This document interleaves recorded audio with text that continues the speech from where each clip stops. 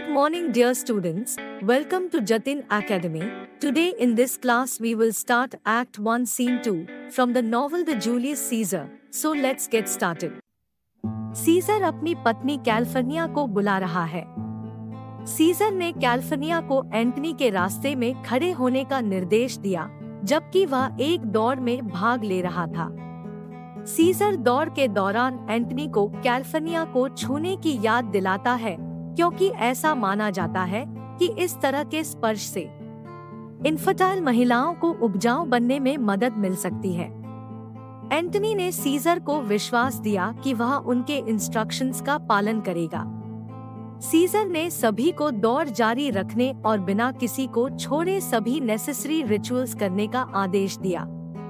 भविष्यवक्ता सीजर को पुकारता है और सीजर पूछता है कि यह कौन है। कास्का बीच में आता है और सभी को फिर से चुप रहने के लिए कहता है। सीजर उस व्यक्ति के बारे में क्यूरियस है जिसने उसे बुलाया था। ज्योतिषी ने सीजर को सावधान रहने और मार्च की विचारधारा के बारे में जागरूक होने की चेतावनी दी, जो रोमन कैलेंडर में 15 मार्च को रेफरेंस करता है।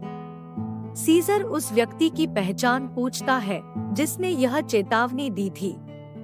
ब्रूटस ने सीजर को सूचित किया कि एक ज्योतिषी ने उसे 15 मार्च की ईद पर सतर्क रहने की चेतावनी दी है। सीजर चाहता है कि ज्योतिषी को उसके सामने लाया जाए ताकि वह उसका चेहरा देख सके। कैसियस ने भविष्यवक्ता को भीड़ से बाहर आने और सीजर को देखने के लिए कहा। सीजर भविष्यवक्ता को फिर से बोलने के लिए कहता है और उसे बताता है कि उसे क्या कहना है।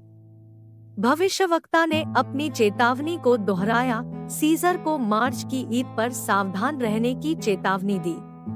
सीजर ने भविष्यवक्ता को रिजेक्टेड कर दिया। उसे कोई ऐसा व्यक्ति माना जो केवल सपने देखता है और ज्यादा महत्व नहीं रखता है।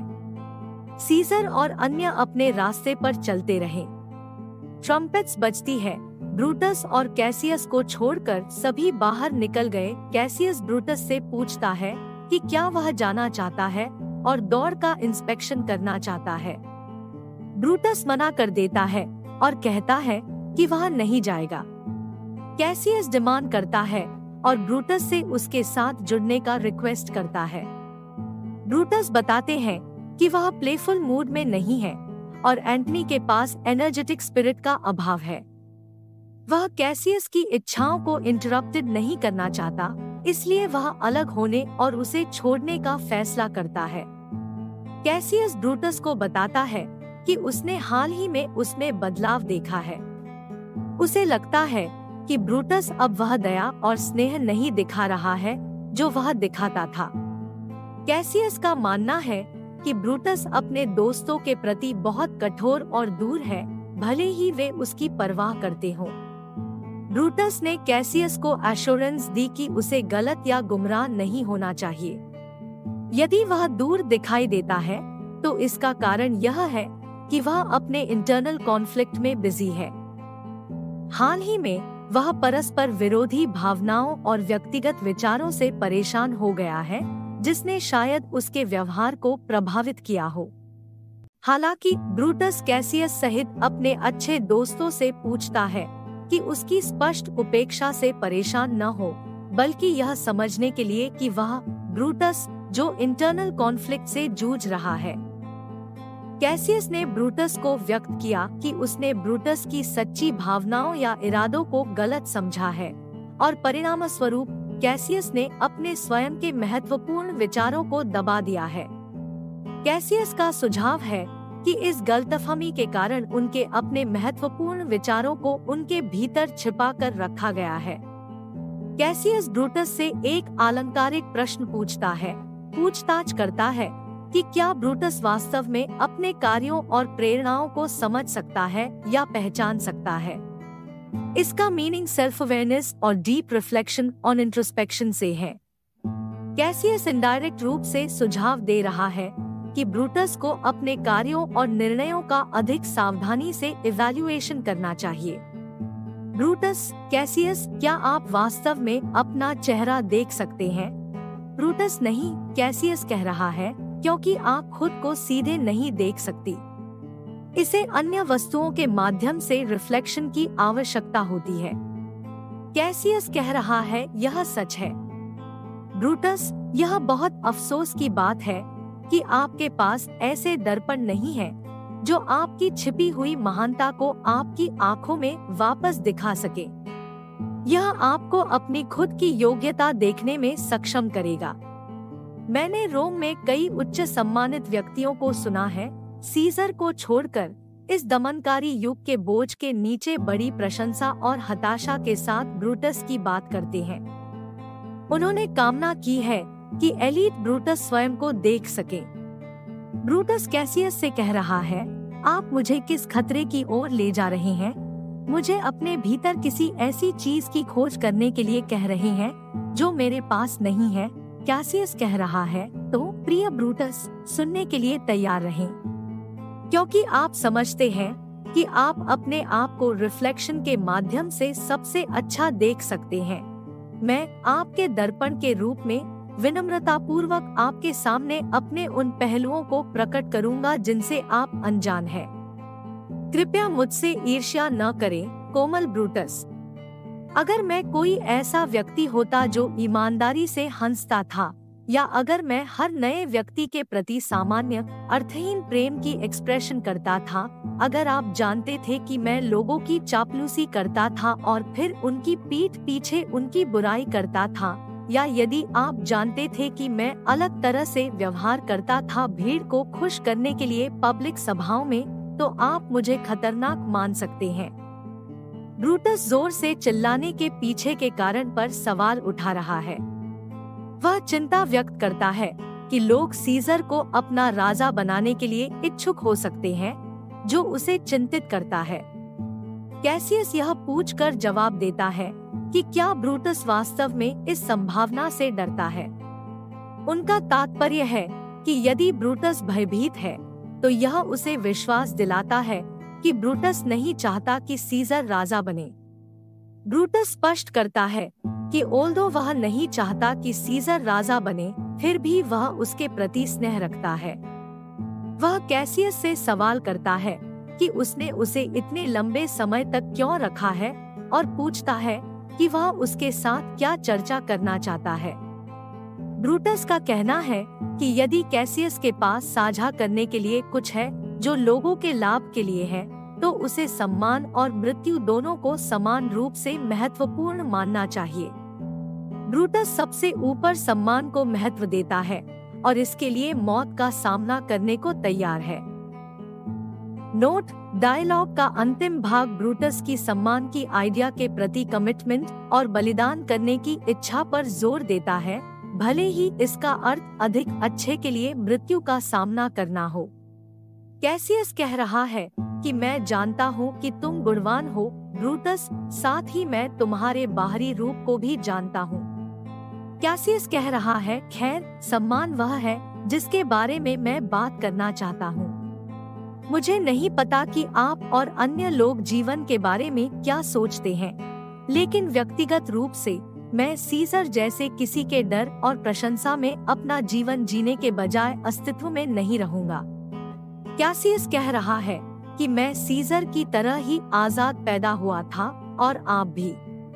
हम दोनों के पास खाने के लिए पर्याप्त था और वह सर्दी की ठंड को उतना ही सहन कर सकता है जितना वह कर सकता है।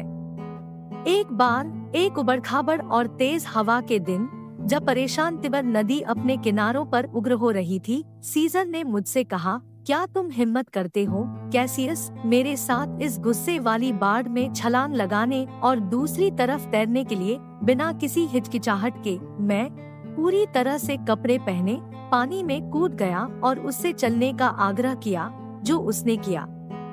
हमने अपनी मजबूत मसल्स के साथ गरजती धारा के खिलाफ लड़ाई लड़ी, उसे एक तरफ धकेल दिया और डिटर्मिनेशन के साथ उसका सामना किया।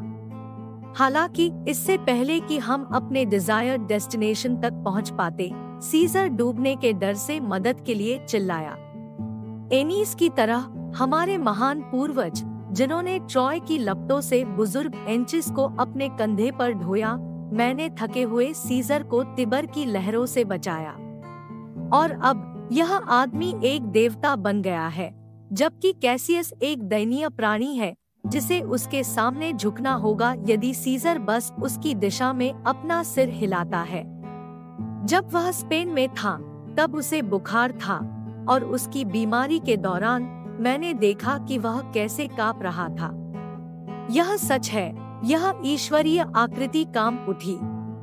उसके कायर होंठ पीले पड़ गए और दुनिया को डराने वाली वही आज्ञाकारी आंख अपनी चमक खो बैठी। मैंने उसे कराहते हुए सुना।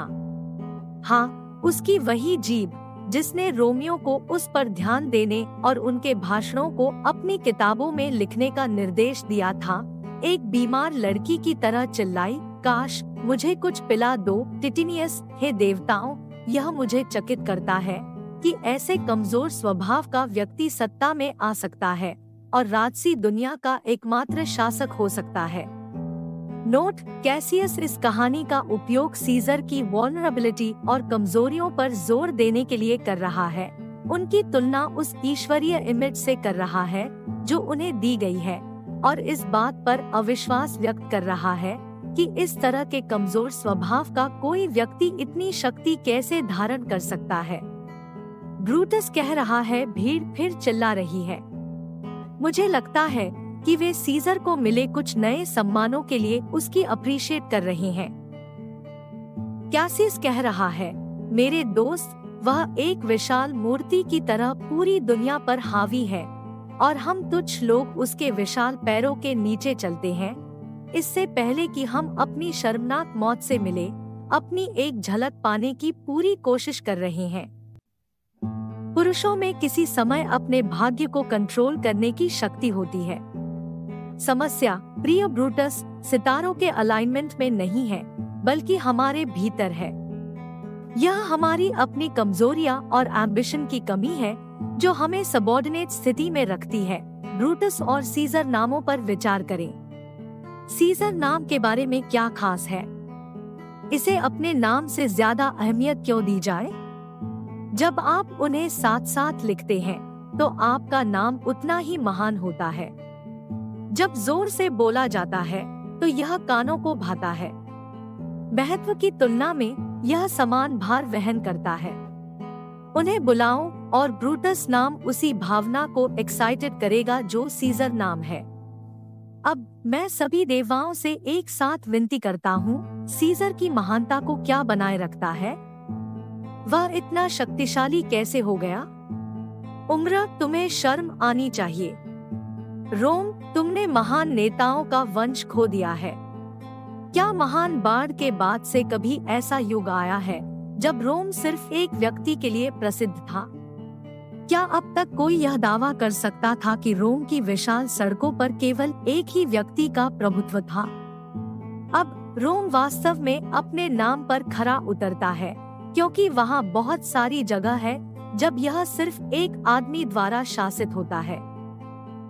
आपने और मैंने हमारे पूर्वजों को उस समय के बारे में बात करते सुना है जब एक ब्रूटस था जो रोम में अपनी स्थिति को बनाए रखने के लिए खुद शैतान से भी भिड़ जाता था, उतनी ही आसानी से जितनी आसानी से एक राजा होता। ब्रूटस कह रहा है कि मुझे अपने लिए आपके प्यार पर शक नहीं है। मैं समझता हूँ कि मुझे मनाने की कोशिश करने का आपका एक इरादा है। ब्रूटस कह रहा है कि मैं इस स्थिति और वर्तमान युग के बारे में अपने विचार बाद में बताऊंगा, लेकिन अभी के लिए मैं आपसे विनम्र अनुरोध करता हूं कि अब आप प्रभावित न हो, जैसा कि मैं आपके लिए प्यार से कह रहा हूं। आपने जो कहा है उस पर मैं ध्यान से विचार करूंगा। आपको और क्या कहना है, मैं धैर्यपूर्वक सुनने के लिए तैयार हूं और मैं इन महत्वपूर्ण मामलों पर चर्चा करने और प्रतिक्रिया देने के लिए एक सूटेबल समय ढूंढूंगा। तब तक मेरे महान मित्र इस पर चिंतन करें। हम पर आने वाली कठिन परिस्थितियों में खुद को रोम का सच्चा पुत्र मानने के बजाय मैं एक साधारण ग्रामीण के रूप में रहना पसंद करूंगा। कैसियस कह रहा है कि मुझे खुशी है कि भले ही मेरे शब्द कमजोर हो, लेकिन उन्होंने ब्रूटस में ऐसा जुनून जगाया है। ब्रूटस कह रहा है कि मनोरंजन या कार्यक्रम समाप्त हो गए हैं और सीजर अब वापस आ रहा है। कैसियस कह रहा है कि जब सीजर और उसका साथी पास से गुजरते हैं तो कैस्का की स्लीव पकड़ ले और वह अपने सामान्य क्रोधी तरीके से आपको आज हुई किसी भी नोटिसेबल घटना के बारे में सूचित करेगा। नोट: यह दृश्य इस सूचना के साथ जारी है कि खेल खत्म हो गए हैं और सीजर वापस आ रहा है। कैसियस का सुझाव है कि उन्हें कास्का से संपर्क करना चाहिए और उससे दिन की उल्लेखनीय घटनाओं के बारे में पूछना चाहिए। सीजर और उसकी ट्रेन तब दृश्यम प्रवेश करती है। ब्रूटस कह रहा है कि मैं पालन करूंगा, लेकिन ध्यान दे, कैसियस सीजर के चेहरे पर गुस्से के भाव है और बाकी लोग डांटे हुए अनुयायियों की तरह दिखाई देते हैं। कैलिफोर्निया सीजर की पत्नी पेल दिखती है और सिसरो की एक तेज और तीव्र टकट की है जब हमने उसे कैपिटल में देखा था, जब एक चर्चा के दौरान कुछ सीनेटरों द्वारा उसका सामना किया गया था। कैसियस कह रहा है कि कैस्का हमें इस बारे में सूचित करेगा कि क्या हुआ है और इस स्थिति का कारण बना। सीजर कह रहा है कि मैं अपने आप को ऐसे पुरुषों से घेरना चाहता हूँ जो पेट भर खाए हो, स्मूथ हेडेड हो और जो रात को चैन से सोते हो। वह कैसियस वहाँ पर एक पतली और महत्वाकांक्षी उपस्थिति है। वह मामलों पर विचार करता है। उसके जैसे पुरुष खतरनाक होते हैं। एंटनी कह रहा है कि सीजर, उससे डरो मत, वह खतरनाक नहीं है। वह एक रईस रोमन और अच्छे चरित्र का है। कैसर कह रहा है कि काश कैसियस मोटा होता, लेकिन मैं उससे नहीं डरता। हालांकि अगर मेरी प्रेस्टीज के लिए डरने का कोई कारण था तो मैं किसी के बारे में नहीं सोच सकता कि मुझे उस पतले कैसियस से इतनी जल्दी बचना चाहिए। वह बहुत पढ़ता है, वह सब कुछ देखता है और वह लोगों के कार्यों के माध्यम से सही देखता है। उसे आप एंटनी जैसे नाटकों में कोई दिलचस्पी नहीं है और वह संगीत का आनंद नहीं लेता है। वह शायद ही कभी मुस्कुराता है। कैस्का कह रहा है कि आपने मुझे मेरे क्लोक से पकड़ लिया। आप मुझसे बात करना चाहते हैं? ब्रूटस कह रहा है कि हाँ कैस्का, कृपया हमें बताएं कि आज ऐसा क्या हुआ है जिससे सीजर इतना दुखी दिखाई दे रहा है। कैस्का पूछ रहा है कि अच्छा, क्या तुम उसके साथ नहीं थे? ब्रूटस जवाब दे रहा है कि अगर ऐसा होता तो मैं आपसे नहीं पूछता कि क्या हुआ था। कैस्का कह रहा है कि ठीक है, उसे एक मुकुट भेंट किया गया था, लेकिन जब उसे पेश किया गया तो उसने उसे अपने हाथ के पिछले हिस्से से इस तरह धकेल कर मना कर दिया। इसके बाद लोगों ने नारेबाजी शुरू कर दी। ब्रूटस पूछ रहा है कि शोर के दूसरे विस्फोट का कारण क्या था। कैस्का जवाब दे रहा है कि ठीक है, यह उसी कारण से था। वे 3 बार चिल्लाए। आखिरी रोने का कारण क्या था? खैर, यह भी उसी कारण से था।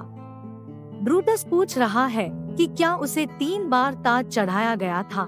कैस्का उत्तर दे रहा है कि हाँ, वास्तव में यह था, और उसने उसे 3 बार ठुकराया, हर बार पहले से अधिक कोमलता से।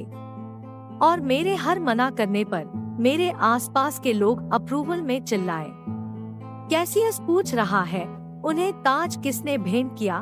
कैस्का उत्तर दे रहा, ठीक है, यह एंटनी था। ब्रूटस पूछ रहा है कि कृपया वर्णन करे कि यह कैसे हुआ, प्रिय कैस्का। कैस्का जवाब दे रहा है कि मुझे भी फांसी दी जा सकती है, क्योंकि यह समझाने की कोशिश की गई कि यह कैसे हुआ। यह सब बकवास था और मैं डिस्क्रिप्शन पर ज्यादा ध्यान नहीं दिया। मैंने मार्क एंटनी को उन्हें एक मुकुट की पेशकश करते देखा, हालांकि यह वास्तव में एक मुकुट नहीं था, एक छोटे मुकुट जैसा आभूषण जैसा था। जैसा कि मैंने पहले उल्लेख किया है, सीजर ने इसे एक बार अस्वीकार कर दिया था, लेकिन इसके बावजूद मेरी राय में वह वास्तव में इसे चाहता था। तब एंटनी ने उसे फिर से पेश किया और सीजर ने फिर से मना कर दिया। लेकिन मेरी राय में वह इसे जाने देने के लिए अनिच्छुक था। और फिर एंटनी ने उन्हें तीसरी बार यह पेशकश की।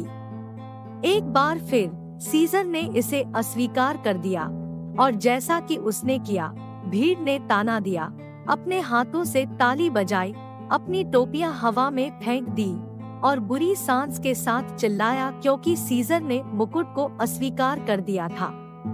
यह इतना भारी था कि इसने सीजर को लगभग दबा दिया, जिससे वह बेहोश हो गया और जमीन पर गिर गया। निजी तौर पर मैं हंसने की हिम्मत नहीं करता था क्योंकि मैं खराब हवा में सांस नहीं लेना चाहता था। कैसियस ने कास्का को वेट करने के लिए कहा और उसे शांत होने के लिए कहा। वह जानना चाहता है कि क्या सीजर बेहोश हो गया या होश खो बैठा। कास्का ने कैसियस को सूचित किया कि सीजर बाजार में गिर गया, मुंह से झाग निकला और बोल नहीं सका। ब्रूटस कास्का से सहमत है और सुझाव देते हैं कि सीजर को मिर्गी, एक प्रकार का रोग, हो सकती है जिसे गिरने वाली बीमारी के रूप में भी जाना जाता है। कैसियस असहमत है और कहता है कि सीजर को मिर्गी नहीं है, लेकिन ब्रूटस, कास्का और खुद को है। कास्का कह रहा है, समझ में नहीं आता कि गिरने वाली बीमारी से कैसियस का क्या मतलब है, लेकिन वह निश्चित है कि सीजर नीचे गिर गया। उन्होंने उल्लेख किया है कि अगर आम लोग सीजर की सराहना या बून नहीं करते हैं, जैसा कि वे प्रसन्न होते हैं, जैसा कि वे थिएटर में अभिनेताओं के साथ करते हैं, तो वह अपनी ईमानदारी पर सवाल उठाते हैं। ब्रूटस जानना चाहता है कि होश में आने के बाद सीजर ने क्या कहा या क्या किया। कास्का बताता है कि सीजर के बेहोश होने से पहले क्या हुआ था। वह ब्रूटस को बताता है कि सीजर ने ताज के इनकार की भीड़ की स्वीकृति को ध्यान में रखते हुए अपनी शर्ट खोली और एक सिंबॉलिक जेस्चर के रूप में अपना गला काटने की पेशकश की। कास्का की टिप्पणी है कि यदि वह पेशे से कोई होता तो वह स्थिति का लाभ उठाता।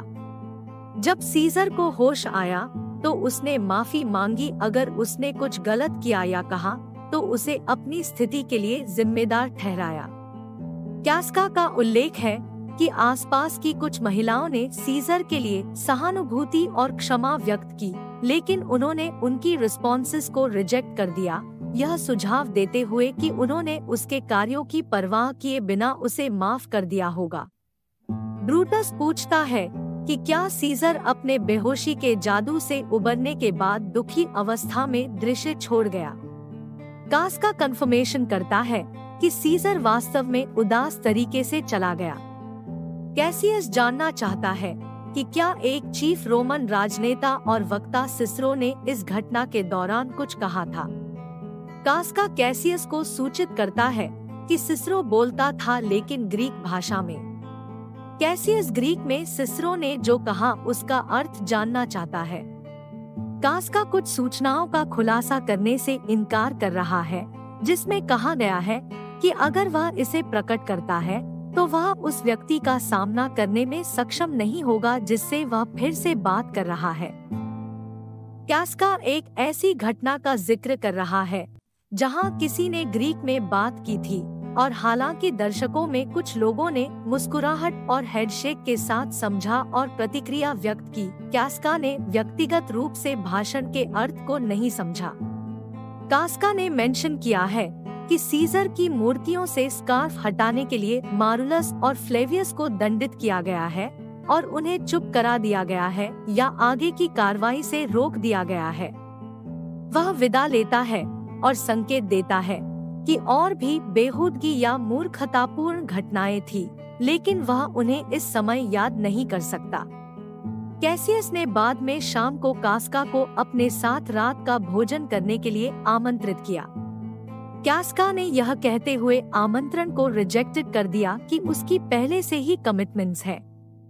कैसियस अगले दिन भोजन के लिए इस बार कास्का को एक और निमंत्रण देता है। कास्का निमंत्रण स्वीकार करता है, लेकिन शर्त जोड़ता है कि यदि वह जीवित है, यदि कैसियस अभी भी तैयार है और यदि रात का खाना खाने लायक है तो वह इसमें शामिल होगा। कैसियस कास्का की प्रतिक्रिया को स्वीकार करता है और कहता है कि वह कैस्का की उपस्थिति का अनुमान लगाएगा। कास्का कैसियस और ब्रूटस दोनों को विदाई देता है और सीन से चला जाता है। कैस्का के वर्तमान आचरण पर ब्रूटस कमेंट करते हैं, यह कमेंट करते हुए कि वह अपने छोटे दिनों में कैसे हुआ करते थे, बचपन के तुलना में सुस्त और तेज में कमी हो गई है। कैसियस ने ब्रूटस को जवाब देते हुए कहा कि कास्का की सुस्ती के बाहरी रूप के बावजूद वह वास्तव में महत्वपूर्ण और साहसी कार्यों को करने में लगा हुआ है। कैसियस का सुझाव है कि कास्का के रफ हैंडलिंग एंड ब्लंटनेस उसकी चतुराई के पूरक के रूप में काम करते हैं, जिससे लोग उसके शब्दों के प्रति अधिक ग्रहणशील हो जाते हैं। ब्रूटस कैसियस से सहमत है और अपने डिपार्चर की घोषणा करता है, लेकिन वह अगले दिन कैसियस से मिलने की पेशकश करता है। वह सुझाव देता है कि वे या तो कैसियस के घर या ब्रूटस के घर पर मिल सकते हैं और वह बात करने के लिए उपलब्ध रहेगा। कैसियस योजना से सहमत है और ब्रूटस को दुनिया की स्थिति पर विचार करने के लिए कहता है जब तक कि वे फिर से नहीं मिलते। ब्रूटस के जाने के बाद कैसियस को मंच पर अकेला छोड़ दिया जाता है। कैसियस ब्रूटस के महान चरित्र पर प्रतिबिंबित करता है, लेकिन पहचानता है कि उसकी गुणी प्रकृति एक्सटर्नल फैक्टर्स से प्रभावित हो सकती है। उनका मानना है कि सम्माननीय व्यक्तियों के लिए समान विचारधारा वाले लोगों के साथ जुड़ना महत्वपूर्ण है, क्योंकि सबसे मजबूत व्यक्ति को भी लुभाया जा सकता है। कैसियस स्वीकार करता है कि सीजर उसके प्रति दुर्भावना रखता है, लेकिन फिर भी ब्रूटस के प्रति स्नेह रखता है। वह सीजर की महत्वाकांक्षा के बारे में चिंताओं और संदेह को उजागर करते हुए अलग अलग नागरिकों द्वारा लिखे गए पत्रों को गुमनाम रूप से डिलीवर करके ब्रूटस को और अधिक हेरफेर करने की योजना पर विचार करता है। कैसियस का उद्देश्य ब्रूटस के मन में संदेह पैदा करना है और अंततः उसे सीजर के खिलाफ कार्रवाई करने देना है। कैसियस बाहर निकलता है, सीजर की शक्ति को चुनौती देने या इससे भी बुरे परिणामों का सामना करने के लिए दृढ़ संकल्पित है। Summary of act 1 scene 2। इस दृश्य में हम Caesar, Antony, Calpurnia, Portia, Decius, Cicero, Brutus, Cassius, Casca, एक भविष्यवक्ता, मारुलस, फ्लेवियस और कॉमनस से जुड़े वार्तालापों और घटनाओं की एक श्रृंखला देखते हैं। यह दृश्य सीजर द्वारा कैल्फनिया के लिए कॉल करने के साथ शुरू होता है। इसके बाद कास्का से एक संक्षिप्त रुकावट आती है। द सोत्सेयर तब सीजर को मार्च की विचारधारा से सावधान रहने की चेतावनी देता है, लेकिन सीजर ने उसे सपने देखने वाले के रूप में खारिज कर दिया। समूह एक दौड़ के लिए तैयार करता है और ब्रूटस और कैसियस सीजर की बढ़ती शक्ति और लोकप्रियता के बारे में अपनी चिंताओं के बारे में बातचीत करते हैं। कैसियस अपनी चिंताओं को साझा करता है और ब्रूटस को उनके कारण में शामिल होने के लिए मनाने का प्रयास करता है। वे हाल की एक बीमारी के दौरान सीजर की शारीरिक कमजोरी पर चर्चा करते हैं और उसकी नेतृत्व करने की क्षमता पर सवाल उठाते हैं। जैसे ही सीजर और उसकी ट्रेन गुजरती है, कास्का ब्रूटस और कैसियस को एक ऐसी घटना के बारे में बताता है जहां सीजर को 3 बार ताज की पेशकश की गई थी, लेकिन उसने इनकार कर दिया। आम लोगों ने तालियां बजाकर प्रतिक्रिया व्यक्त की, जिससे सीजर बेहोश हो गया। ठीक होने के बाद सीजर ने अपनी दुर्बलता के लिए उन्हें जिम्मेदार ठहराते हुए अपने कार्यों को कम कर दिया। सीजर की बढ़ती शक्ति और लोगों के बीच लोकप्रियता के निहितार्थ पर विचार करते हुए ब्रूटस और कैसियस के साथ यह दृश्य समाप्त होता है। Some important question. Question: What is the significance of the soothsayer's warning to Caesar? Answer: The soothsayer warns Caesar to beware the Ides of March, foreshadowing the impending danger and potential harm that awaits him on that specific day. Question: How does Brutus perceive Caesar's rise to power? Answer: Brutus sees Caesar's rise to power as a threat to the Roman Republic and its principles. He believes that Caesar's ambition may lead to tyranny and the loss of individual liberty. Question: Why does Cassius want Brutus to join the conspiracy against Caesar? Answer. Cassius wants Brutus to join the conspiracy because he believes that Brutus's reputation and influence will lend credibility to their cause. He sees Brutus as a respected and honorable figure whose involvement will rally others to their side. Question. How does Cassius manipulate Brutus to convince him to join the conspiracy? Answer. Cassius appeals to Brutus's love for Rome, his concerns about Caesar's growing power, and his desire to protect the Republic. He also exploits Brutus's perceived neglect and offers a skewed interpretation of Caesar's actions, emphasizing his potential for tyranny. Question. Why does Caesar refuse the crown 3 times? Answer. Caesar refuses the crown 3 times in order to maintain the appearance of humility and modesty. He understands the dangers of being perceived as power-hungry and is aware that accepting the crown could lead to backlash and accusations of tyranny. Question. What does Casca's account of Caesar's behavior during the offering of the crown reveal? Answer. Casca's account reveals that Caesar was initially hesitant to refuse the crown, despite his public displays of reluctance. It suggests that Caesar desired the crown but was mindful of the political implications and the potential reaction of the people. Question. How does Cassius use Caesar's physical weakness during his falling episode to undermine his image? Answer. Cassius portrays Caesar's physical weakness during the falling episode as a sign of his inadequacy to rule. By highlighting Caesar's momentary vulnerability and associating it with the falling sickness, Cassius aims to diminish his image of strength and capability. Question. Why does Brutus consider joining the conspiracy despite his love for Caesar? Answer. Brutus contemplates joining the conspiracy because he believes it is necessary to preserve the Republic and prevent Caesar's potential tyranny. His love for Rome and his fear of Caesar's growing power outweigh his personal affection for Caesar. Question. What role does honor play in Brutus's decision-making process? Answer. Honor is of utmost importance to Brutus. He values his reputation and the principles of the Roman Republic. He ultimately chooses to join the conspiracy out of a sense of duty and the belief that it is the honorable course of action to protect the Republic. Question. How does Cassius manipulate public opinion to sway the crowd against Caesar? Answer. Cassius exploits the crowd's tendency to follow popular opinion and manipulates their emotions through exaggerated descriptions and biased narratives. He uses rhetoric and persuasive techniques to frame Caesar as a potential threat to their freedom and urges them to reconsider their support.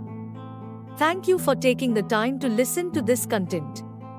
If you found it valuable, please consider giving it a like and sharing it with others. Also, don't forget to hit the subscribe button on my YouTube channel to stay updated on future content. Your support means a lot to me. Thank you.